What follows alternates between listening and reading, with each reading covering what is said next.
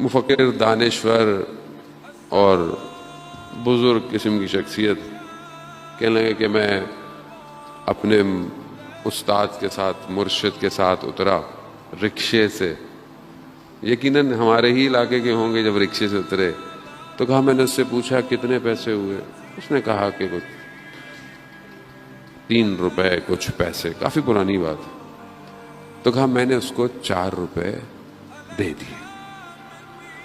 कहा मैं अंदर आया तो मुझे मुर्शिद ने पूछा कि कितने पैसे दिए उसको। कहा कि कुछ 3 रुपए कुछ 80 पैसे बनते थे, मैंने 4 दे दिए।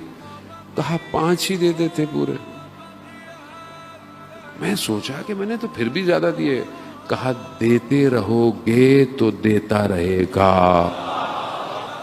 और वैसे भी जो हम दे रहे होते कौन सा अपनी जेब से दे रहे हैं, उसी का दिया हुआ है।